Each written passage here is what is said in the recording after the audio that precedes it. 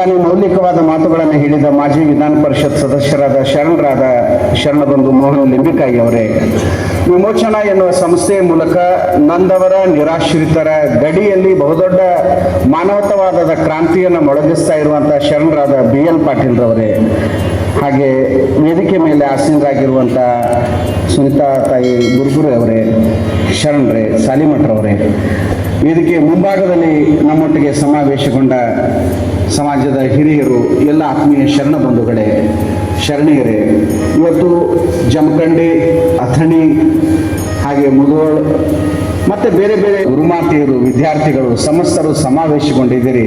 ತಮಗೆಲ್ಲ ಹೃದಯ ತುಂಬಿದ ಅನಂತ ಶರಣಾರ್ಥಿಗಳು. ಇದೊಂದು ಅವಿಸ್ಮರಣೀಯ ಪ್ರಸಂಗ, ಇದೊಂದು ಧನ್ಯತೆಯ ಪ್ರಸಂಗ, ಇದೊಂದು ಆನಂದದ ಪ್ರಸಂಗ, ಇದೊಂದು ಜೀವನದ ಧನ್ಯತೆಯ ಪ್ರಸಂಗ. ಯಾಕಂದರೆ ವ್ಯಕ್ತಿ ಹುಟ್ಟಿ ಸಾಧನೆಯನ್ನು ಮಾಡ್ತಾ ತನ್ನನ್ನು ತಾನು ಸಮಾಜದೊಂದಿಗೆ ತೊಡಗಿಸಿಕೊಂಡಾಗ, ಸಣ್ಣ ಪುಟ್ಟ ಕೆಲಸಗಳನ್ನು ಮಾಡಿದಾಗ ನಮ್ಮ ಹಿರಿಯರು, ನಮ್ಮ ಗುರುಗಳು, ನಮ್ಮ ಸಮಾಜ ಬೆನ್ನು ತಟ್ಟಿ ನಡೆಸಿದ ಶಕ್ತಿ ಇದೆಯಲ್ಲ, ಅದು 100 ಪಡಿಯಾಗಿ ಹೊರಹೊಮ್ಮುತ್ತದೆ. ಆ ಕಾರಣಕ್ಕಾಗಿ 3000 ಜಗದ್ಗುರು, 3000 ಮಠ, ಇವತ್ತೇನು ಡಾಕ್ಟರ್ ಮೂಜಗಂ ಸಾಹಿತ್ಯ ಪ್ರಶಸ್ತಿಯನ್ನು ನೀಡಿದೆಯಲ್ಲ, ಆ ಮೂಲಕ ನಾನೇನೋ ಬಹಳ ದೊಡ್ಡವ ಅಂತ ಆ ಕಾರಣಕ್ಕಾಗಿ ಅಲ್ಲ, ಆ ಮೊದಲ ಮಾತನ್ನ ಹೇಳಿ ನಾನು ಮುಂದುವರಿತೀನಿ. ಇಲ್ಲಿ ಶಿವಯೋಗಿ ಸಾಧಕ ಸಂಘ ಅಂತ ಇತ್ತು ಮೊದಲು, ಜಗದ್ಗುರು 3000 ಮಠದಲ್ಲಿ ಸಾವಿರ ಜನ ಸ್ವಾಮಿಗಳು ಇಲ್ಲಿ ವಿದ್ಯಾರ್ಜನೆ ಮಾಡಿದ್ದಾರೆ. ಗದುಗಿನ ತೋಂಟದಾರಿ ಮಠವನ್ನು ಮೊದಲು ಮಾಡಿಕೊಂಡು, ಶಿರಟ್ಟಿ ಜಗದ್ಗುರು ಮಠವನ್ನು ಮೊದಲು ಮಾಡಿಕೊಂಡು, ಕರ್ನಾಟಕ, ಮಹಾರಾಷ್ಟ್ರ, ಆಂಧ್ರ, ಕನ್ನಡದ ನಾಡಿನ ಜೊತೆಗೆ ಹೊರ ರಾಜ್ಯಗಳಲ್ಲಿ ಮಠಾಧಿಪತಿಗಳನ್ನ ಕೊಟ್ಟ ಶ್ರೇಯಸ್ಸು ಯಾವ ಮಠಕ್ಕಿದೆ ಅಂದ್ರೆ ನಮ್ಮ ಹೆಮ್ಮೆಯ ಹುಬ್ಬಳ್ಳಿಯ ಜಗದ್ಗುರು 3000 ಮಠಕ್ಕಲ್ಲ. ನಾನು ಒಂದು ತಾಸಿತ್ತು ಗಮನಿಸ್ತಾ ಇದ್ದೀನಿ, 1 ಗಂಟೆಯಿಂದ ಗಮನಿಸ್ತಾ ಇದ್ದೀನಿ, 2 ಗಂಟೆಯಿಂದ ಗಮನಿಸ್ತಾ ಇದ್ದೀನಿ. ನೀವೆಲ್ಲ ಬಹಳ ಶಾಂತವಾಗಿ ಕುಂತಿದ್ದೀರಿ ಸಭೆದಾಗ. ನಮ್ಮ ಮಠದ ಬಗ್ಗೆ, ನಮ್ಮ ಜಗದ್ಗುರುಗಳ ಬಗ್ಗೆ, ನಮ್ಮ ಮೂಜಗಂ ಜಗದ್ಗುರುಗಳ ಬಗ್ಗೆ ಹೇಳಿದಾಗಲೆಲ್ಲ ಅಭಿಮಾನ 100 ಮಡಿ ಆಗಬೇಕು. ಎಲ್ಲಿವರೆಗೆ ಅಭಿಮಾನದಿಂದ ಇರೋದಿಲ್ಲ, ನಮ್ಮ ಧರ್ಮ, ಸಮಾಜ, ಸಂಸ್ಕೃತಿಯನ್ನು ಕಟ್ಟೋದಕ್ಕಾಗೋದಿಲ್ಲ. ನಾನು ನಿಮ್ಮನ್ನೊಂದು ಪ್ರಾರ್ಥನೆ ಮಾಡ್ಕೊಳ್ತೀನಿ, ನಮ್ಮ ಗುರುಗಳ ಗದ್ದಿಗೆಯನ್ನ ಪೂಜೆ ಮಾಡಿ ಆ ಭಾವಚಿತ್ರಕ್ಕೆ ಹಾರ ಹಾಕಿ ಇವತ್ತು ಪುಷ್ಪಾಂಜಲಿ ಅರ್ಪಿಸಿದರೆ ಮಾತ್ರ ನಮ್ಮ ಗುರುಗಳಿಗೆ ಸಮಾಧಾನ ಆಗುವ ವಿಷಯ ಅಲ್ಲ. ಮಹಾಗುರುವೇ, ಶ್ರೀ ಗುರುವೇ, ಜಗದ್ಗುರುವೇ, ಶಾಂತಿಗಳಾದ ಗುರುವೇ, ಸಾಹಿತ್ಯ ಸಂಸ್ಕೃತಿಯ ನೆನೆಯನ್ನು ಮಾಡಿರುವಂತಹ ಮಹಾಗುರುವೇ, ನಿನ್ನ ಹಾಕಿಕೊಟ್ಟ ದಾರಿಯಲ್ಲಿ ನಾವು ನಿತ್ಯವೂ ನಡೀತಾ ಸ್ವಸಮಾಜ ಸಂಸ್ಕೃತಿಯ ಹಾನಗಲ್ಲ ಗುರುಕುಮಾರ ಶಿವಯೋಗಿಗಳ ಮಹಾ ಸಮಾಜ ಸೇವೆಗೆ ತೊಡಗಿಸಿಕೊಳ್ತೀನಿ ಅಂತ ಹೇಳಿ ಎಲ್ಲರೂ ಕೈ ಮೇಲೆ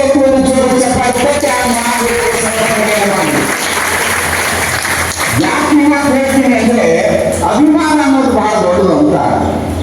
ನೀವೇನು ಕೊಡೋದು ಬೇಕಾಗಿಲ್ಲ. ನಮ್ಮ ಗುರುಗಳು, ಜಗದ್ಗುರು ಅದನ್ನೇ ಹೇಳಿ, ಅಭಿಮಾನದಿಂದಿರಿ, ಅಭಿಮಾನ ಶೂನ್ಯದಿಂದ ಇರಬೇಡ್ರಿ, ಹೆಂಗೋ ಇರಬೇಡ್ರಿ, ಅಭಿಮಾನದಿಂದ ಬದುಕ್ರಿ. ಅದಕ್ಕಾಗಿ ನಮ್ಮ ಗುರುಗಳು ಈ ಪ್ರಶಸ್ತಿ ನನಗಾಗಿ 15 ಮಠದ ಸ್ವಾಮೀಜಿಗೆ ಕೊಟ್ಟ ಪ್ರಶಸ್ತಿ ಅಲ್ಲ ಇದು. 1000 ಜನ ಕನ್ನಡ ನಾಡಿನ ಮಠಾಧಿಪತಿಗಳು ಏನಾಗಿ ಉಳಿದಿದ್ದಾರೆ, ಆ ಎಲ್ಲ ಸಾಧಕರಿಗೆ, ಆ ಎಲ್ಲ ಮದುವೆಯವರಿಗೆ, ಆ ಎಲ್ಲ ಸ್ವಾಮಿಗಳಿಗೆ ಈ ಪ್ರಶಸ್ತಿಯನ್ನು ನಾನು ಭಕ್ತಿಯಿಂದ, ವಿನಮ್ರತೆಯಿಂದ ಸಮರ್ಪಣೆ ಮಾಡ್ತಾ ಇದ್ದೀನಿ. ಅವರೆಲ್ಲರಿಗೂ ಧನ್ಯತೆಯ ಸಮರ್ಪಣೆ. ನಾನು ಆ ಸಂದರ್ಭದಲ್ಲಿ ಮೈಸೂರಿನಲ್ಲಿ ಕಲಿಯುವಾಗ ಇಲ್ಲಿ ಬಂದು ಹೋಗ್ತಿದ್ದೆ. ಇಲ್ಲಿ 4 ತಿಂಗಳು ಇದ್ದೆ ನಾನು. ಅವಾಗ ಸೆಕ್ರೆಟರಿ ಆಗಿ ನಮ್ಮ ಬಸವಲಿಂಗ ಸ್ವಾಮೀಜಿಯವರು ರುದ್ರಾಕ್ಷಿ ಮಠದವರು, ಅವರು ಕಜ್ಜಾಯ ಬುಟ್ಟಿಯನ್ನೆಲ್ಲ ತಗೊಂಡು ಬರಬೇಕು, ನಾವು ಕೂಡಿ ಪ್ರಸಾರ ಮಾಡಬೇಕು. ಕೂಡಿ ಉಣ್ಣೋದನ್ನ, ಕೂಡಿ ಬಾಳುವುದನ್ನ, ಕೂಡಿ ಬೆಳೆಯುವುದನ್ನ, ಕೂಡಿ ಮುನ್ನಡೆಯುವುದನ್ನ ಕಲಿಸಿಕೊಟ್ಟ ಮಠ ಅದು ನಾನು ಹುಬ್ಬಳ್ಳಿಯ ಜಗದ್ಗುರು 3000 ಮಠ. ಮಾವು ಮಣ್ಣಿಗೆ ಕಂಡಾಗ ಪಂಪನನ್ನ, ಸಂಪಿಗೆ ಸೇವಂತಿಗೆ ಕಂಡಾಗ ಹರಿಹರನನ್ನ, ಮಲೆನಾಡ ಕಂಡಾಗ ಕುವೆಂಪು ಅವರನ್ನ, ವಚನ ಸಾಹಿತ್ಯ ಅಂದಾಗ ಬಸವಣ್ಣನವರನ್ನ, ದಯೆ ಅಂದಾಗಲಿಲ್ಲ ಬುದ್ಧನನ್ನ, ಹಿಂಸೆ ಅಂದಾಗಲಿಲ್ಲ ಮಹಾವೀರನ್ನ, ಸತ್ಯ ಅಂದಾಗಲಿಲ್ಲ ಗಾಂಧೀಜಿಯವರನ್ನ, ಸಂವಿಧಾನ ಅಂದಾಗಲಿಲ್ಲ ಅಂಬೇಡ್ಕರ್ ಅವರನ್ನ ಹಾಗೆ ನೆನಪಿಸಿಕೊಳ್ತೀವೋ, ಸಮಾಜ, ಸಂಸ್ಕೃತಿ, ಸೇವೆ, ಸತ್ಸಂಗ, ವೈದ್ಯಕೀಯ, ಸಮಗ್ರ ಸಂಸ್ಕೃತಿಯ ಸುಧಾರಣೆಯ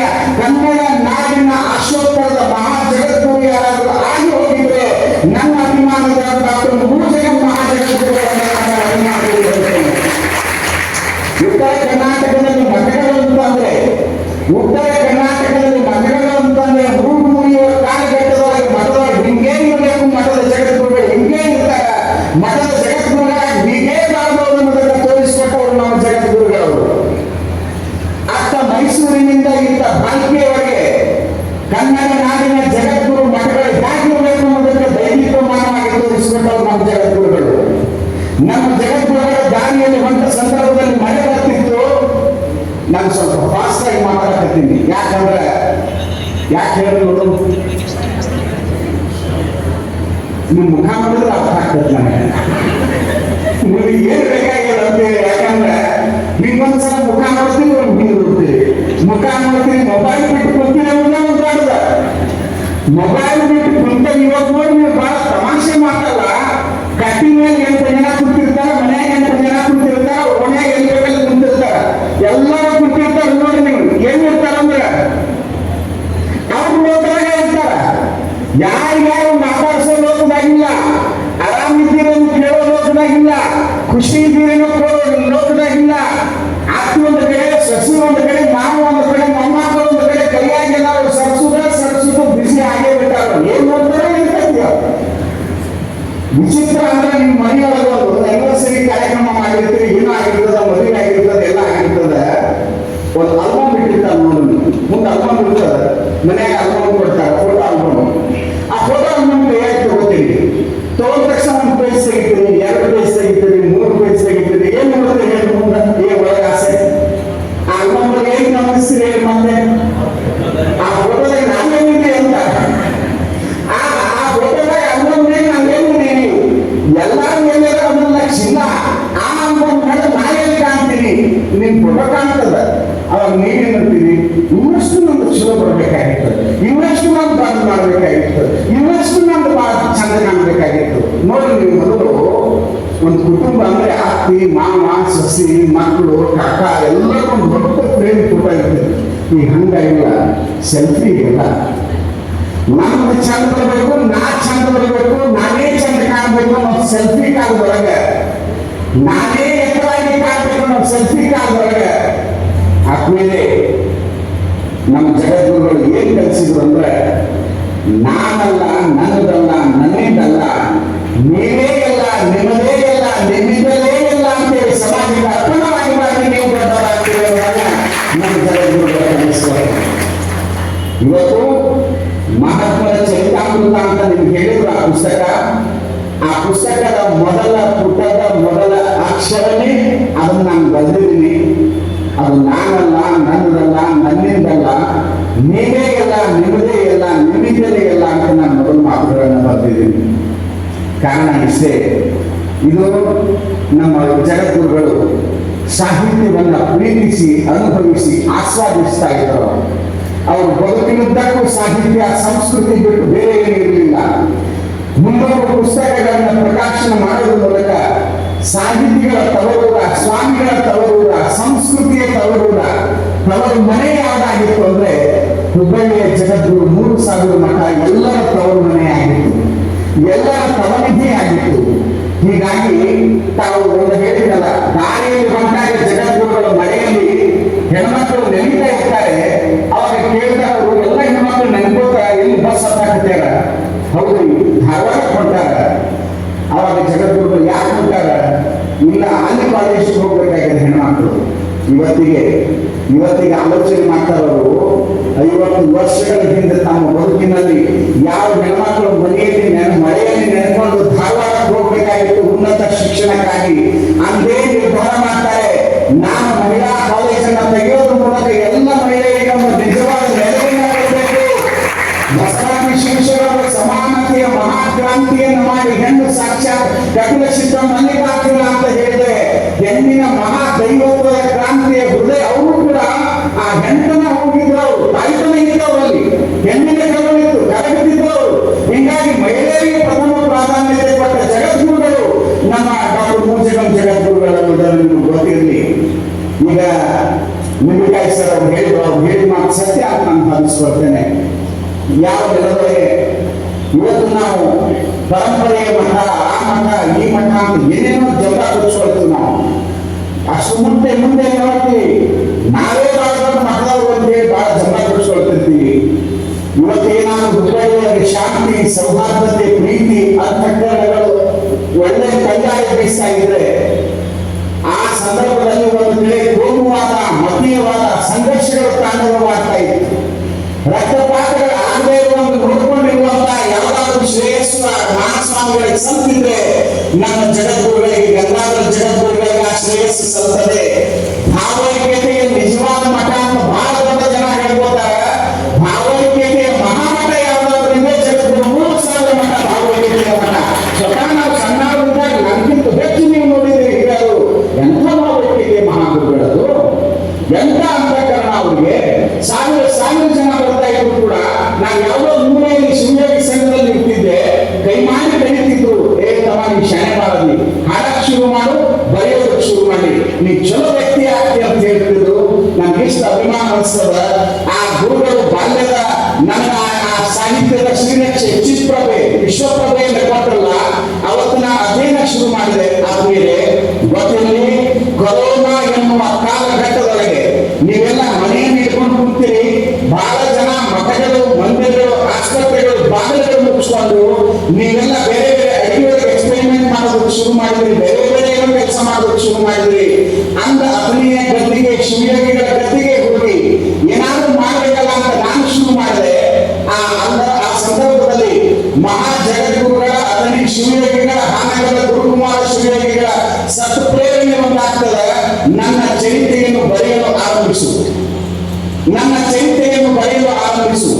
ಹುಬ್ಬಳ್ಳಿಯ ಗುರುಸಿದ್ದೇಶ್ವರ ಜಗದ್ಗುರುಗಳ, ಹಾನಗಲ ಗುರುಕುಮಾರ ಶಿವಯೋಗಿಗಳ, ವಿಶ್ವಗುರು ಬಸವಣ್ಣನವರ ಚರಿತ್ರೆಯನ್ನ ಕೇವಲ 10 ಚರಿತ್ರೆಯನ್ನ ಬರೆದು ಮುಗಿಸಬೇಕಂತ ನಾನು ಅನ್ಕೊಂಡ ಸಂದರ್ಭದಲ್ಲಿ ಗೊತ್ತಿರಲಿ, ತಾನಾಗೆ ತಾನೇ ಇತಿಹಾಸಗಳಲ್ಲಿ ಒಂದು ಪ್ರವಾಹ ಸದೃಶ ಕೆಲಸಗಳು ನಡೀತವೆ ಅನ್ನೋದಕ್ಕೆ 1 ವರ್ಷಗಳ ಕಾಲ ಪ್ರತಿ ದಿವಸ 8 ಗಂಟೆ ಮೋದಿ ಮಠದೊಳಗೆ ಬೆಳಗಿನ ಜಾವ ಕೂತ್ಕೊಂಡ್ರೆ ರಾತ್ರಿಯವರೆಗೆ 1 ವರ್ಷ ಅಲ್ಲಾಡದೇನೆ ನಾವು ನಿರಂತರವಾಗಿ ಸುಮಾರು 4 ರಿಂದ 5 ಸಾವಿರ ಪುಸ್ತಕಗಳನ್ನು ಪರಾಮರ್ಶನೆ ಮಾಡಿ ಬರೆದು ಕೇವಲ 10, 20, 50, 100 ಅಲ್ಲ 216 ಜನರ ವಿಶ್ವ ವಿಭೂತಿಗಳ ಕಥನವನ್ನು ರಚನೆ ಮಾಡಿದೆ. ಅದೇ ಮಹಾತ್ಮರ ಚರಿತಾಮೃತ ಜಗದ್ಗುರುಗಳ ಆಶೀರ್ವಾದದಿಂದ ಮೂಡಿ ಬಂದಿದೆ. ನಾಲ್ಕರು, ಸಿದ್ಧರು, ಅವಧೂತರು, ಆರೂಢರು, ಆಚಾರ್ಯರು, ದಾನಯೋಗಿಗಳು, ತತ್ವಪದಕಾರರು, ಸೂಫಿ ಸಂತರು, ಮಹಾಪ್ರವಾದಿಗಳು, ಮಹಿಳಾ ಸಾಧಕಿಯರು, ದೇಶದ ಎಷ್ಟು ಮತ, ಧರ್ಮ, ಪರಂಪರೆಯ ಪ್ರವಾದಿಗಳಿದ್ದಾರೋ ಅವರೆಲ್ಲರ ಪ್ರವಾದಿಗಳ ಚರಿತ್ರೆಯನ್ನು ಒಳಗೊಂಡಿದೆ ಈ ಮಹಾತ್ಮರ ಚರಿತಾಮೃತ. ಬಹಳ ಜನ ಹಿಂಗೆ ಅನ್ಕೊಂಡಿರ್ತೀವಿ, ಲಿಂಗಾಯತ ಸ್ವಾಮಿಗಳು, ವೀರಶೈವ ಸ್ವಾಮಿಗಳು ಅಂದ್ರೆ ಇವ್ರು ಇದಕ್ಕೆ ಸಂಬಂಧಪಟ್ಟವರು ಇಷ್ಟ ಕಥೆ ಇರ್ತದೆ ಅಂತ ಬಹಳ ನಾವು ತಕಡಿ ಹಿಡಿತಿರ್ತೀವಿ. ಗೊತ್ತಿರ್ಲಿ ಅಂತ ಯಾವ ತಕಡಿಯನ್ನು ಹಿಡಿದು ನೋಡಬೇಕಾಗಿಲ್ಲ. ಅದನ್ನ ಬರೆದ ಮೇಲೆ ನಮ್ಮ ಇವತ್ತಿನ ಜಗದ್ಗುರು ಗುರು ಸಿದ್ದರಾಜೇಂದ್ರ ಮಹಾಸ್ವಾಮಿಯವರ ಸನ್ನಿಧಿಗೆ ಅರ್ಪಣೆ ಮಾಡಿದೆ. ಒಂದೇ ಒಂದು ಮಾತನ್ನು ಹೇಳಿ ಬೆನ್ನು ತಟ್ಟಿದ್ರು, ನೀನಾಗೋಕ್ಕಿಂತ ಸಮಾಜದ ಸಂಸ್ಕೃತಿಯ ಸಂವಾಹಕ ಲೇಖಕನಾಗಿ ಇವತ್ತೇ ಮಾಡಿದ್ದಮ್ಮ, ನಿನ್ನ ಭವಿಷ್ಯವನ್ನು ರೂಪಿಸಿದ ಬರೆಯೋದಕ್ಕೆ ಶುರು ಮಾಡಿ, ಮುದ್ರಣ ಮಾಡಿ ಜಗತ್ತಿಗೆ ಹಚ್ಚೋದಕ್ಕೆ ಶುರು ಮಾಡು ಅಂತ ಹೇಳಿದ್ರು. 1,000 ಪ್ರತಿ ಮಾಡಿ 1,000 ಹಚ್ಚೋದು ದೊಡ್ಡ ವಿಷಯ ಅಲ್ಲ. ಇವತ್ತು ನಿಮ್ಮ ಮುಂದೆ ಕಾಣ್ತಾ ಇರುವ ಪುಸ್ತಕ 8,000 ಪ್ರತಿಗಳನ್ನ ಮುದ್ರಣ ಮಾಡಿ ಸರಿಸುಮಾರು 10,000 ಕಿಲೋಮೀಟರ್ಗಳನ್ನು ಸ್ವತಃ ಸಂಚಾರ ಮಾಡಿ ಎಲ್ಲ ಮನೆಗಳಿಗೆ, ಎಲ್ಲ ತಾಲೂಕು ಕೇಂದ್ರಗಳ ಪ್ರಮುಖ ಮನೆಗಳಿಗೆ ತಲುಪಿಸಿದ್ದೇನೆ. ಆ ತಲುಪಿಸಿದ ಮೇಲೆ 38 ಪ್ರಶಸ್ತಿಗಳು. ನಂತರದಲ್ಲಿ ಇವತ್ತು 40ನೇ ಪ್ರಶಸ್ತಿ ಎಲ್ಲಿ ಬಂದು ನಿಂತದ ಅಂದ್ರೆ ಡಾಕ್ಟರ್ ಮೂಜನ ಸಾಹಿತ್ಯ ಪ್ರಶಸ್ತಿಗೆ ಯಾಕೆ ಹೇಳಿದ್ರೆ ಯಾವುದನ್ನ ಹೇಳಿ ಯಾವುದನ್ನ ಬಿಡಿ ಅಂತ, ಯಾವ ವಿಷಯವಾಗಿ ಶುರು ಮಾಡಿ ಯಾವ ವಿಷಯವಾಗಿ ಮುಗಿಸಲಿ ಅಂತ. ಈಗ ನನ್ನ ಎದುರುಗಳಿಗೆ ನವಲಗುಂದ ಗವಿಮಠದ ಸ್ವಾಮೀಜಿಯವರಿದ್ದಾರೆ, ನನ್ನ ಎದುರುಗಳಿಗೆ ರುದ್ರಾಕ್ಷ ಮಠದ ಗುರುಗಳಿದ್ದಾರೆ, ಅಗಡಿಯ ಶ್ರೀಗಳಿದ್ದಾರೆ, ಸುತ್ತೂರಿನ ಜಗದ್ಗುರುಗಳು, ಸಿದ್ಧಗಂಗೆಯ ಸ್ವಾಮಿಗಳು, ಹಾಲ್ಕಿ ಪಟ್ಟದೇವರು, ಹೀಗೆಲ್ಲ ಕನ್ನಡ ನಾಡಿನ ಗದಗಿನ ಜಗದ್ಗುರುಗಳು, ನಾಗನೂರು ಸ್ವಾಮೀಜಿಯವರು, ಹಾಗೆ ಅನೇಕ ಜನ ದೊಡ್ಡ ದೊಡ್ಡ ಮಹಾಸ್ವಾಮಿಗಳು ಕರ್ನಾಟಕ ಸರ್ಕಾರದ ಮೊದಲು ಮಾಡಿಕೊಂಡು ಈ ಕೃತಿಗೆ ಹರಿಸಿ ಹಾರಿಸೋದಕ್ಕೆ ಸಾಧ್ಯ ಆಯಿತು. ಸಾಹಿತ್ಯ ಸಂಸ್ಕೃತಿಗಳು ಅಧಪತನ ಆಗ್ತಾ ಇರುವಂತಹ ಕಾಲಘಟ್ಟದಲ್ಲಿ ನೀವು ಸಾಹಿತ್ಯಕ್ಕಾಗೇ ಹುಟ್ಟಿ ಬಂದಿದ್ದೀಯ, ಅದೇ ಕೆಲಸ ಮಾಡಬೇಕು ಅಂತ ಹೇಳಿ ಹಿರಿಯ ಜಗದ್ಗುರುಗಳು ಏನು ಆಶೀರ್ವಾದ ಮಾಡಿದ್ರು ಅದನ್ನ ನಮ್ಮ ಜಗದ್ಗುರುಗಳು ಕೂಡ ಆಶೀರ್ವಾದ ಮಾಡಿ ಅನೇಕ ಕಡೆ ಹರಸಿ ಹಾರೈಸಿ ಇವತ್ತು ಈ ಘಟ್ಟಕ್ಕೆ ತಂದು ನಿಲ್ಲಿಸಿದ್ದಾರೆ. ಆ ಕಾರಣಕ್ಕಾಗಿ ಒಂದು ಸಾಹಿತ್ಯ ಸಂಸ್ಕೃತಿ ಈ ಪರಂಪರೆ ನಾವು ಜೀವಂತವಾಗಿ ಉಳಿಸ್ಕೊಂಡು ಮುನ್ನಡೆಸಬೇಕಾದ ಕಾಲಘಟ್ಟ ಈ ನಮಗೆಲ್ಲ ಮೇಲಿದೆ. ಗುರುಗಳು ಹಾಕಿಕೊಟ್ಟ ಮಾರ್ಗದಲ್ಲಿ ಇಂಥ ಜನ ಮುನ್ನಡೆಸಿಕೊಂಡು ಹೋಗಬೇಕಾದ ಜವಾಬ್ದಾರಿ ನಮ್ಮ ಮೇಲಿದೆ. ಎಲ್ಲ ಶರಣಶರಣೆಯರಿದ್ದೀರಿ. ನಾನು ನಿಮಗೆ ಕೇಳ್ಕೊಳ್ಳೋದೇನು ಅಂದ್ರೆ, ಬಹುದೊಡ್ಡ ಪರಂಪರೆ ಇದೆ, ನಮ್ಮದು ಬಹುದೊಡ್ಡ ಇತಿಹಾಸ ಇದೆ, ಬಹುದೊಡ್ಡ ಒಂದು ದೊಡ್ಡ ದ್ವಿಶಕ್ತಿ ಇದೆ. ಹೊರಗೆ ಸಾಹೇಬ್ ಒಂದೇ ಒಂದು ಮಾತನ್ನು ಹೇಳಿದ್ರು, ಅವರ ಕತೆ ಋಣಗುಣದಿಂದ ಬದುಕಬೇಡವ ನಮ್ಮ ಮಾತು ಅವ್ರ ತಾಯಿ ಬೈತಾರ. ಅದು ಯಾರಿಗೆ ಬೈತಾರ ಅಂದ್ರೆ ವೇದಾಂತ ಕೇಸರಿ ಮಲ್ಲಿಕಾರ್ಜುನ ಸ್ವಾಮಿಗಳಿಗೆ ಬೈತಾರೆ. ಅವತ್ತೇ ಮನೆ ಬಿಟ್ಟ ಆ ಹುಡುಗ ಮುಂದೆ ಗದಿಗೆ ಬಂದು ಸಾಧನೆ ಮಾಡಿಕೊಂಡು ಇಲ್ಲಿ ಶಿವಾನಂದರ ಕಡೆಗೆ ಸಾಧನೆ ಮಾಡಿಕೊಂಡು ದೊಡ್ಡ ಮಹಾಸ್ವಾಮಿಗಳಾಗ್ತಾರೆ. ಅವರ ಶಿಷ್ಯರೇ ಸಿದ್ದೇಶ್ವರ ಸ್ವಾಮಿಗಳು, ಅವರೇ ವೇದಾಂತ ಕೇಸರಿ ಮಲ್ಲಿಕಾರ್ಜುನ ಸ್ವಾಮಿಗಳು. ಇಂಥ ಸಾವಿರ ಚರಿತ್ರೆಗಳು ಬರ್ತವೆ. ಹುಬ್ಬಳ್ಳಿಯ ಉಳಿದ ಸಿದ್ದಪ್ಪಾಜಿ ಅವರು ಸಿದ್ದೇಶ್ವರ ಜಗದ್ಗುರುಗಳು, ಮೂರ್ಜಗ ಮಹಾಸ್ವಾಮಿಗಳು, ಸಿದ್ಧಾರೂಢರು, ಗುರುನಾಥರು, ಹೀಗೆ ಯಾರು ಎಲ್ಲರೂ ಮಹಿಳಾ ಸಾಧಕಿಯರು. ಆ ಮಹಿಳಾ ಸಾಧಕಿಯರ ಒಂದು ಅದ್ಭುತ ಘಟನೆ ಬರ್ತದೆ. ಅವರು ರಬಿಯಾ ಬಸ್ರಿ ಅಂತ ಹೇಳಿ. ಆ ರಬಿಯಾ ಬಸ್ರಿ ಒಂದು ಕ್ಷಣ ಹೇಳಿ ಮುಗಿಸ್ತೀನಿ ನಾನು. ರಬಿಯಾ ಬಸ್ರಿ ಬಹಳ ಅದ್ಭುತವಾದ ಘಟನೆ. ಅವರು ಕಾಶ್ಮೀರದವರು. ಆ ತಾಯಿ ಆ ಗಡಿಗೆ ಒಂದು ಕಡೆ ನೀರು, ಒಂದು ಕಡೆ ಪಂಚು ಹಿಡ್ಕೊಂಡು ಹೊಂಟಿರ್ತಾರೆ. ಒಂದು ಕಡೆ ನೀರು, ಒಂದು ಕಡೆ ಹಿಲಾಲ್ ಹಿಡ್ಕೊಂಡು ಹೊಂಟಿರ್ತಾಳ. ಈ ಹುಬ್ಬಳ್ಳಿ ಅಂತ ದೊಡ್ಡ ಪ್ಯಾಟಿಯೊಳಗೆ ಎರಡು ಹಿಡ್ಕೊಂಡು ಹೊಂಟಾಗ ಯಾರೋ ಕೇಳ್ತಾರೆ, ಅಮ್ಮ ಈ ಒಂದಕ್ಕೊಂದು ತದ್ವಿರುದ್ಧ ಇವೆರಡು ಯಾಕೆ ತಗೊಂಡು ಹೊಂಟಿ? ಅವಾಗ ರಬಿಯಾ ಒಂದು ಮಾತನ್ನ ಹೇಳ್ತಾಳೆ. ಅದು ಈ ಸಂದರ್ಭಕ್ಕೆ ಈ ಗಳಿಗೆಗೆ ಸೂಕ್ತ ಅಂತ ನಾನು ಭಾವಿಸ್ಕೊಳ್ತೇನೆ. ಹಿಲಾಲ್ ಯಾಕೆ ಹಿಡ್ಕೊಂಡಿದ್ದೀನಿ ಅಂದ್ರೆ, ಬೆಂಕಿ ಯಾಕೆ ಹಿಡ್ಕೊಂಡಿದ್ದೀನಿ ಅಂದ್ರೆ, ಈ ನಾಡಿನಲ್ಲಿ ಧರ್ಮ ದೇವರುಗಳ ಹೆಸರಿನಲ್ಲಿ, ಪುಣ್ಯ ಪಾಪದ ಹೆಸರಿನಲ್ಲಿ ನಮ್ಮ ಜನ ಧರ್ಮ ಜಾತಿ ಸಂಘರ್ಷ ಮತೀಯವಾದ ಬಿಂದುತ್ತಾ ಇದ್ದಾರೆ. ಅಂತ ಮನಸ್ಸುಗಳಿಗೆ ನಾ ಹಿಲಾಲದಿಂದ ಬೆಂಕಿ ಹರಿಸ್ತೀನಿ ಅಂತ ಆ ತಾಯಿ. ಮತ್ತೆ ನೀರು ಯಾಕೆ ಹಿಡ್ಕೊಂಡಿದೀಯಮ್ಮ? ಆ ನೀರು ಯಾಕೆ ನೀರು ಹಿಡ್ಕೊಂಡಿದ್ದೀನಿ ಅಂದ್ರೆ, ಎಲ್ಲಿ ಪ್ರೀತಿ ಇದೆ, ಎಲ್ಲಿ ಸ್ನೇಹ ಇದೆ, ಎಲ್ಲಿ ಸತ್ಸಂಗ ಇದೆ, ಎಲ್ಲಿ ಶರಣ ಸಂಘ ಇದೆ, ಎಲ್ಲಿ ಪುಸ್ತಕ ಸಂಸ್ಕೃತಿ ಇದೆ, ಎಲ್ಲಿ ಒಲವಿನ ಬಾಳ್ವೆ ಇದೆ, ಆ ಎಲ್ಲ ಮನಸ್ಸುಗಳಿಗೆ ಪ್ರೀತಿಯ ಪನ್ನೀರವನ್ನು ಎರಿತೀನಿ ಅಂತ ಹೇಳ್ತಾಳೆ. ಇವತ್ತಿನ ಮೂರ್ಜಗ ಪ್ರಶಸ್ತಿ ಪ್ರೀತಿಯ ಪನ್ನೀರವನ್ನು ಎರಿಯುವಂತಹ ಕಾರ್ಯಕ್ರಮವನ್ನು ನಮ್ಮ ನೆಲದ ನಮ್ಮ ಬೆಳಿಗ್ಗೆ ಈ ಜಗದ್ಗುರುಗಳು ಈ ಸಂದರ್ಭದಲ್ಲಿ ಮಾಡ್ತಾ ಇರೋದು. ದೇಶದ ಮೂಲೆ ಮೂಲೆಗೆ ಸಂಚರಿಸ್ತಾರೆ ನಾನು ಜಗದ್ಗುರುಗಳು. ಗುರುಸಿದ್ಧ ರಾಜೇಂದ್ರ ಮಹಾಸ್ವಾಮಿಗಳವರು ಇವತ್ತು ಕನ್ನಡ ನಾಡಿನ ಆ ಮೂಲೆಯಿಂದ ಈ ಮೂಲೆಗಳಿಗೆ ಸಂಚಾರ ಮಾಡ್ತಾ ಎಲ್ಲರಿಗೂ ಕೂಡ ಪ್ರೀತಿಯ ಪನ್ನೀರವನ್ನು ಎರೆಯುವಂತ ಮೃದು ಭಾಷೆ, ಹದುಳ ಹೃದಯ. ನೋಡಿ, ಈ ಮಾತು ಬಹಳ ಹೆಮ್ಮೆಯಿಂದ ಹೇಳ್ತೀನಿ ನಾನು. ಮೃದು ಭಾಷೆ, ಹದುಳ ಹೃದಯ, ಭಾವೈಕ್ಯತೆಯ ಸೇನಾನಿ, ಎಲ್ಲರನ್ನ ಅಂತಃಕರಣದಿಂದ ನೋಡುವಂತ ಮಹಾ ಜಗದ್ಗುರುಗಳು ಗುರುಸಿದ್ಧ ರಾಜೇಂದ್ರ ಮಹಾಸ್ವಾಮೀಜಿ ಅವರು ಈ ಮಹಾಮಠದ ಮಹಾಗುರುಗಳಾಗಿ ಈ ಪರಂಪರೆಗೆ ಮುನ್ನಡೆಸ್ತಾ ಇದ್ದಾರೆ. ನನಗೆ ಹತ್ತಾರು ಬಾರಿ ಆಶೀರ್ವಾದ ಮಾಡಿ ಬೆನ್ನು ತಟ್ಟಿದ್ದಾರೆ.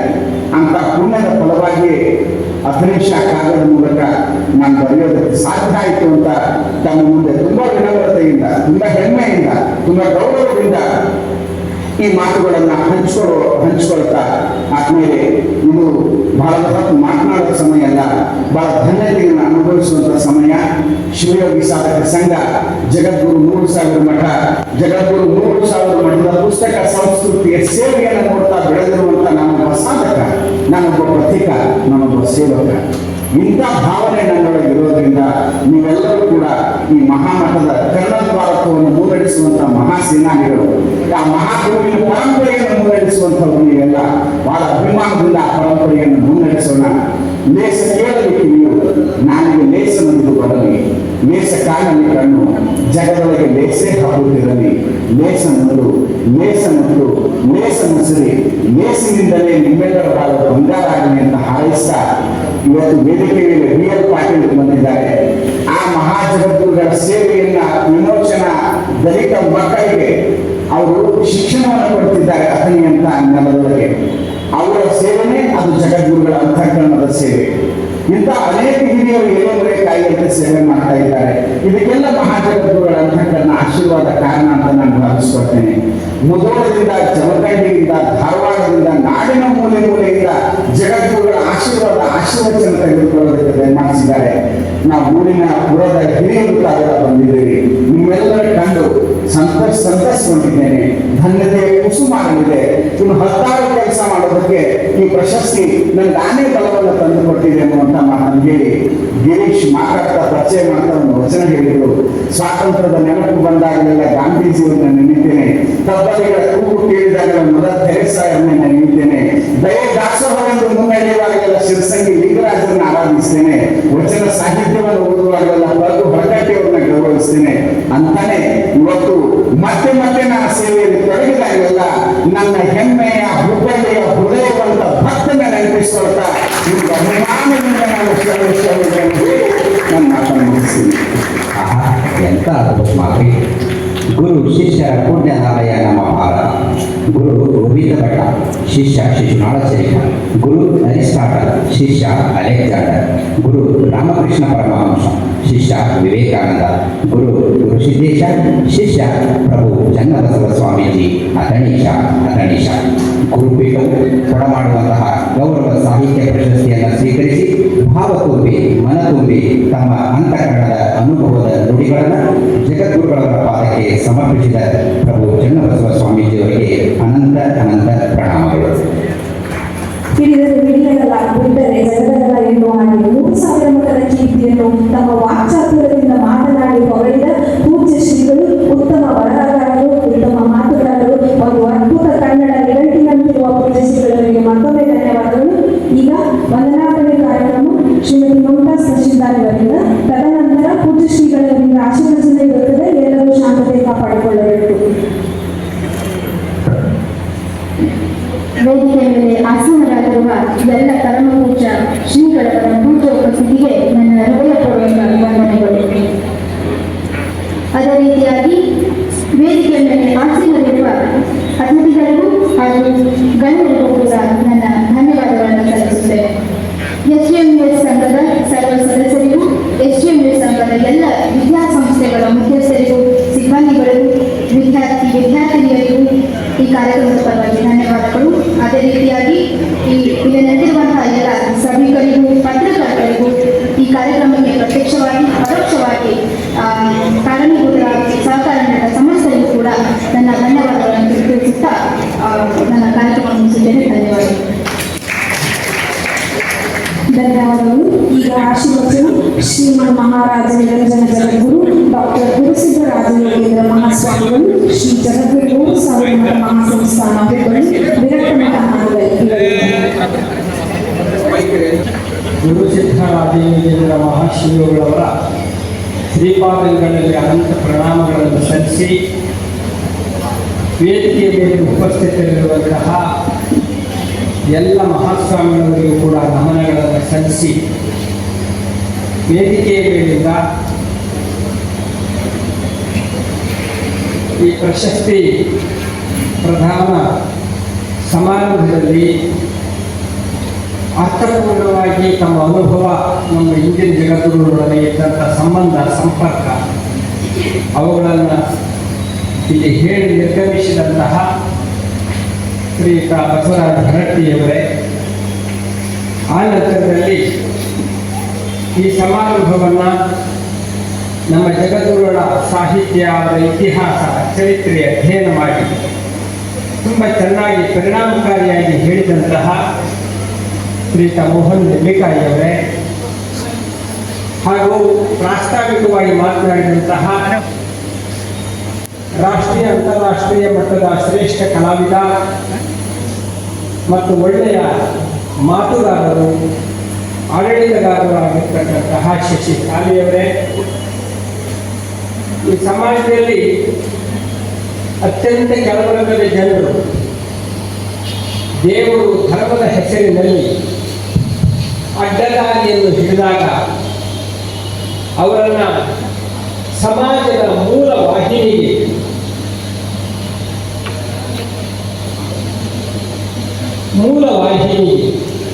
ಅಂದರೆ ಮೇಲ್ವರ್ಗದವರು ಅನ್ನುವಂಥವರು, ಸ್ವಾಭಿಮಾನದಿಂದ ಬದುಕುವಂಥವರು, ಅಂಥ ಅಂಥವರ ಬದುಕಿನ ಎತ್ತರಕ್ಕೆ ಆ ನಿಮ್ಮನ ವರ್ಗದ ಜನರನ್ನ ತೆಗೆದುಕೊಂಡು ಹೋಗುವ ಪ್ರಯತ್ನವನ್ನ ಮಾಡುತ್ತಿರುವಂಥ ಶ್ರೀ KDL ಪಾಟೀಲ್ ಅವರೇ ಹಾಗೂ ಈ ಭಾಗದ ಕಾರ್ಪೊರೇಟರು ಸುನೀತಾ ಬುರ್ಬರೆ ಅವರೇ, ಇಲ್ಲಿ ಭಾಗವಹಿಸಿರುವಂತಹ ಎಲ್ಲ ಭಕ್ತರೇ ಹಾಗೂ ತಾಯಿ, ಇಲ್ಲಿವರೆಗೆ ಈ ಸಮಾರಂಭದ ಔಚಿತ್ಯವನ್ನ ತಾವೆಲ್ಲ ನೋಡಿದ್ರಿ ಮತ್ತು ಕೇಳಿದ್ರಿ. ಯಾವಾಗಲೂ ಸಾಹಿತ್ಯ, ಕಲೆ, ಕಾವ್ಯ ಇವೆಲ್ಲವೂ ಏನು ಮಾಡ್ತವೆ ಅಂತಂದ್ರೆ ಮನುಕುಲವನ್ನ ಬಹಳ ಎತ್ತರದ ಮಟ್ಟದಲ್ಲಿ ತಗೊಂಡು ಹೋಗ್ತಾರೆ. ಮನುಷ್ಯನಿಗೆ ಬುದ್ಧಿ ಇರ್ತದೆ, ಆದರೆ ಚಿಂತನಶೀಲತೆ ಆ ಬುದ್ಧಿಗೆ ಆ ಸಂಸ್ಕಾರವನ್ನು ಕೊಡಬೇಕಾಗ್ತದೆ. ಮನುಷ್ಯನಿಗೆ ಭಾವನೆ ಇರ್ತದೆ, ಅದಕ್ಕೆ ಕಲೆಯ ರೂಪ ಸ್ವರೂಪವನ್ನು ಕೊಡಬೇಕಾಗ್ತದೆ. ಮನುಷ್ಯನಿಗೆ ಭಾವನೆಗಳಿರ್ತದೆ, ಅದಕ್ಕೆ ಕಾವ್ಯದ ಶಬ್ದಗಳನ್ನು ಜೋಡಿಸಬೇಕಾಗ್ತದೆ. ಇಂಥದ್ದೆಲ್ಲ ಆದಾಗ ಎಷ್ಟು ಸಂತೋಷ ಆಗ್ತದೆ, ಖುಷಿ ಆಗ್ತದಲ್ವ. ಮನುಷ್ಯನ ಮೂಲ ಧ್ಯೇಯ ಅವನು ಯಾವಾಗಲೂ ಚಿಂತೆಯಲ್ಲಿರಬೇಕು ಅಂತಲ್ಲ, ಅವನು ಒಂಥರ ಮಾನಸಿಕ ಅಸ್ವಸ್ಥನಾಗಿರ್ಬೇಕು ಅಂತ ಅಲ್ಲ. ಮಾನಸಿಕ ಸ್ವಾಸ್ಥ್ಯತೆ ಮತ್ತು ಚಿಂತೆಯನ್ನು ದಾಟಿ ಸಂತೋಷ, ಇದರಲ್ಲಿ ಬದುಕೋದೇನಿದೆಯಲ್ಲ ಇದು ನಿಜವಾದಂಥ ಮನುಷ್ಯನ ಒಂದು ಧ್ಯೇಯವಾಗಿರಬೇಕು. ಇಂತಹ ಧ್ಯೇಯವನ್ನು ಬರೀ ನಮ್ಮ ನಾಡಲ್ಲ, ಜಗತ್ತಿನ ಎಲ್ಲ ದೇಶಗಳ ಬುದ್ಧಿಜೀವಿಗಳು, ಚಿಂತಕರು ಇದನ್ನು ರೂಢಿಸಿಕೊಂಡಿದ್ದಾರೆ. ಜಾಗತಿಕ ಮಟ್ಟದಲ್ಲಿ ಕಲಾವಿದರಿದ್ದಾರೆ, ಜಾಗತಿಕ ಮಟ್ಟದಲ್ಲಿ ಸಾಹಿತಿಗಳಿದ್ದಾರೆ, ಕವಿಗಳಿದ್ದಾರೆ, ನಮಗೆ ನಿಮಗೆ ಗೊತ್ತಿದೆ. ಅಂಥದ್ದೆಲ್ಲ ಕೊಡುವಾಗ ನಮ್ಮಲ್ಲಿ ಕೇಂದ್ರ ಅಕಾಡೆಮಿ ಸಾಹಿತ್ಯ ಪರಿಷತ್ ಇದೆ, ಅದರಿಂದ ಜ್ಞಾನಪೀಠ ಪ್ರಶಸ್ತಿಯನ್ನ ಕೊಡ್ತಕ್ಕಂಥ ಪರಂಪರೆ ಇದೆ. ನೋಬೆಲ್ ಪ್ರಶಸ್ತಿ ಕೊಡೋದು ಜಾಗತಿಕ ಮಟ್ಟದಲ್ಲಿ ಇದೆ. ಹಾಗೆಯೇ ಸ್ಥಳೀಯವಾದಂತಹ ಒಬ್ಬ ದಾರ್ಶನಿಕರ ಹೆಸರಿನಲ್ಲಿ, ಬಸವಣ್ಣವರ ಹೆಸರಿನಲ್ಲಿ ಎಷ್ಟು ಪ್ರಶಸ್ತಿಗಳನ್ನು ಕೊಡಲ್ಲ. ಹೀಗೆ ಬಹಳ ಪ್ರಶಸ್ತಿಗಳು ಇವೆಲ್ಲ ನಡೀತದೆ ಅಂತಂದ್ರೆ ಅಲ್ಲಿ ಆ ವ್ಯಕ್ತಿಗಳು ಈ ಒಂದು ಇದರಲ್ಲಿ ಕ್ಷೇತ್ರದಲ್ಲಿ ಮಾಡಿದಂಥ ಸಾಧನೆ, ಆ ಸಿದ್ಧಿ, ಅದನ್ನ ನೋಡಿ ಅದನ್ನ ನಾವೆಲ್ಲ ಕೊಟ್ಟು ನಾವು ಅನುಭವಿಸ್ಬೇಕು, ಸಂತೋಷ ಪಡಬೇಕು.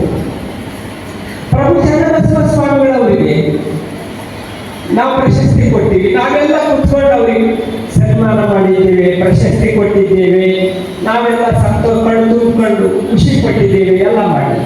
ಆದ್ರೆ ಅವರನ್ನು ಬರೆಯಕ್ಕೆ ನೀವು ಬರಿ ಅಂತಂದ್ರೆ, ಇನ್ನೊಬ್ಬರಿಗೆ ಬರಿ ಅಂತಂದ್ರೆ ಆಗ್ತದೆ? ಹಾಗಲ್ಲ.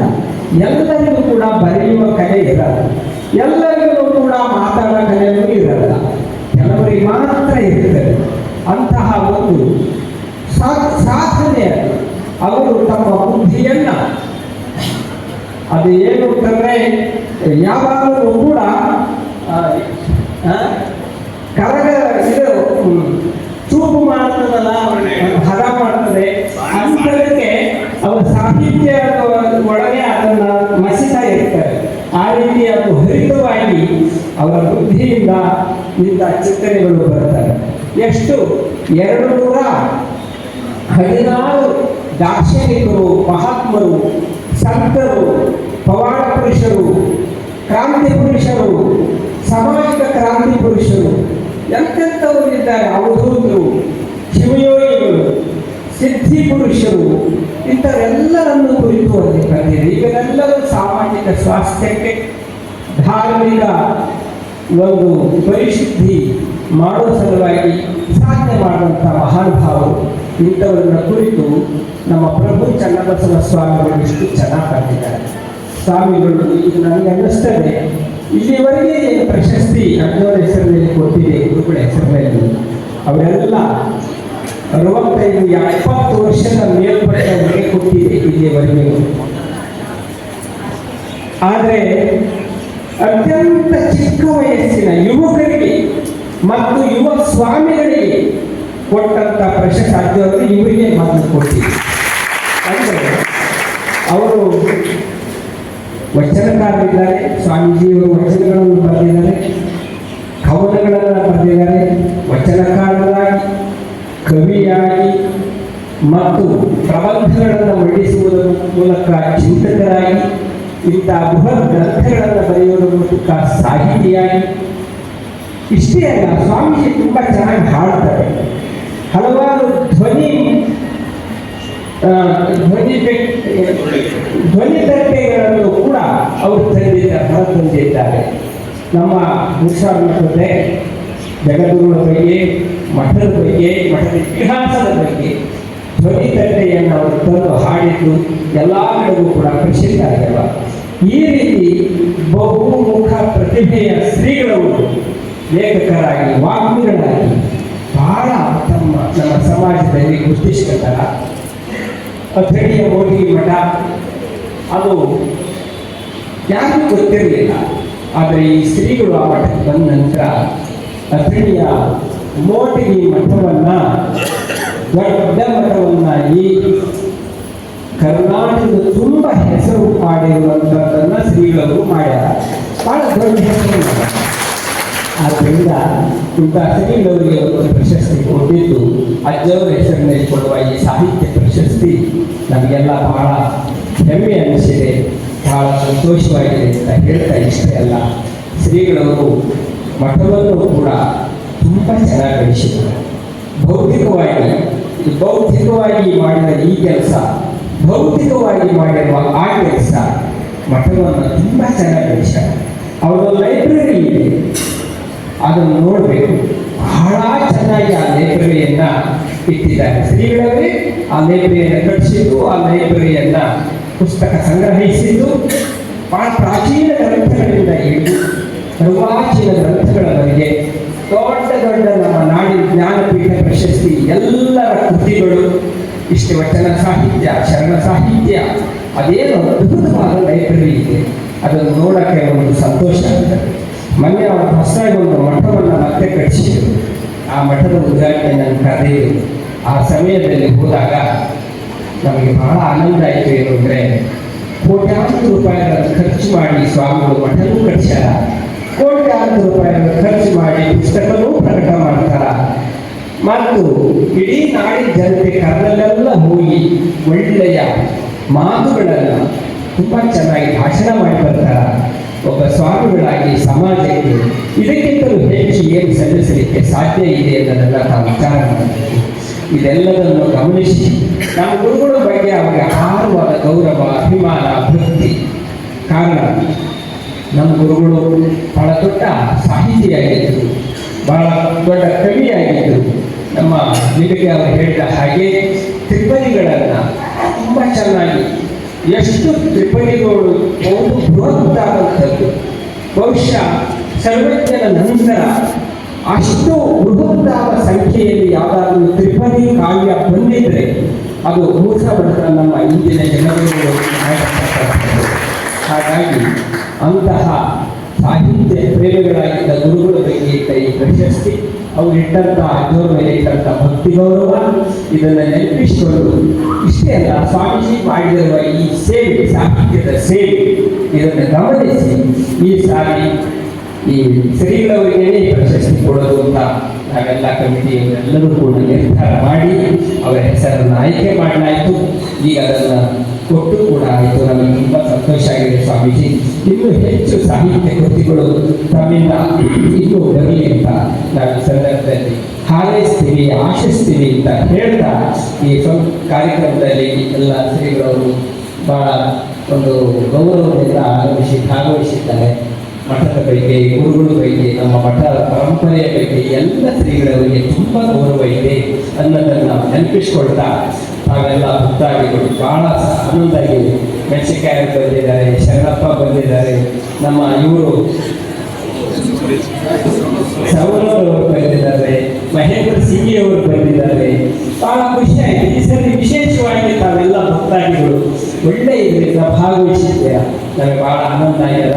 ಆದ್ದರಿಂದ ಅದೇ ರೀತಿಯಾಗಿ ಎಲ್ಲ ನಮ್ಮ ಶಾಲಾ ಸಿಬ್ಬಂದಿಯ ಎಲ್ಲರೂ ಕೂಡ ಭಾಗವಹಿಸಿ ವಿಶೇಷ ಕಡೆಯಿಂದ ತಂದಿದ್ದೀರಿ. ಹಿಂದೆಲ್ಲ ಇವರೆಷ್ಟೇ ಭಕ್ತರು ನಾವಿಲ್ಲ ಅಂತ ಅಂದ್ಬೇಡ್ರಿ, ಹಿಂದೆಲ್ಲ ಬಹಳ ಜನ ಭಕ್ತಾದಿಗಳು ಕೂತಿದ್ದೀರಾ, ಮಠದ ಭಕ್ತರು. ತಾವೆಲ್ಲರೂ ತುಂಬಾ ಒಂದು ಅಜ್ಜವರ ಮೇಲೆ ಭಕ್ತಿಯಿಂದ ತಾವೆಲ್ಲ ಭಾಗವಹಿಸಿದ್ದೀರಾ. ಈ ಕಾರ್ಯಕ್ರಮಕ್ಕೆ ವಿಶೇಷವಾದ ಕಡೆಯನ್ನು ಭಕ್ತಾದಿಗಳು ತಂದಿದ್ದೀರಿ ಅಂತ ಹೇಳ್ತಾ, ಹಾಗೆ ನಮ್ಮ ಮಹಿಳೆಯರು ಬಂದಿದ್ದಾರೆ, BL ಪಾಟೀಲ್ ಅವರು ಬಂದಿದ್ದಾರೆ, ಇಂಬಿಕಾಯಿಯವರು ಅವರ ಒಂದು ಸಮಿತಿಯ ಸದಸ್ಯರಾಗಿ ಬಹಳಷ್ಟು ಸೇವೆಯನ್ನ ಸಲ್ಲಿಸ್ತಾ ಅಂತ ಹೇಳಿ ಈ ಕಾರ್ಯಕ್ರಮ ಬಹಳ ಚೆನ್ನಾಗಿ ಮೂಡಿ ಬಂತು ಅಂತ ಹೇಳಿ ತಮಗೆಲ್ಲ ನಾವು ಈ ಸೈನಿಕರು ಅವರು ನೆಲೆಸಬೇಕು. ನಾವು ಸೈನಿಕರಿಗೆಲ್ಲ ಬಹಳ ಇದು ಕೊಡ್ತಾರೆ, ಗೌರವ ಕೊಡ್ತಾರೆ. ಪ್ರತಿ ಸರಿ ಹೋಗಿ ಧಾರವಾಡದಲ್ಲಿ ಸೈನಿಕರ ಒಂದು ಸ್ಮಾರಕ ಒಂದು ಸ್ತಂಭ ಮಾಡಿದ್ದಾರೆ. ಅಲ್ಲಿ ಹೋಗಿ ಸೈನಿಕರ ದಿನಾಚರಣೆ ದಿವಸ ಹೋಗಿ ಅದನ್ನು ತಪ್ಪದೇ ಮಾಡುವಂತ ನಮ್ಮ ಇವರಲ್ಲಿ ಬಂದಿದ್ದಾರೆ. ಆದ್ದರಿಂದ ತಮಗೆಲ್ಲ ಒಳ್ಳೆಯದಾಗಲಿ, ಗುರುಗಳ ಆಶೀರ್ವಾದ ಎಲ್ಲರ ಮೇಲೂ ಇರಲಿ, ಶ್ರೀಗಳವರಿಂದ ಇನ್ನೂ ಬರಲಿ ಅಂತ ಹಾರೈಸಿ ನನ್ನ ಮಾತನ್ನು ಒಬ್ಬ ಶ್ರೇಷ್ಠ ಸಂತ ಸಾಹಿತಿಯ ಗೌರವವಾಗಿ ಕೊಡ್ತಕ್ಕಂಥ ಸಾಹಿತ್ಯ ಪ್ರಶಸ್ತಿ ಒಬ್ಬ ಸಂತ ಸಾಹಿತಿಗೆ ಸಿಕ್ಕಿದ್ದು ನಮ್ಮೆಲ್ಲರ ಹೆಮ್ಮೆ ಅಂತ ಆಶೀರ್ವಚನದಲ್ಲಿ ದಯಪಾಲಿಸತಕ್ಕಂಥ ಜಗದ್ಗುರು ಮಹಾಸನ ದೇವರಿಗೆ ದೀರ್ಘದಂಡ ಪ್ರಣಾಮಗಳು.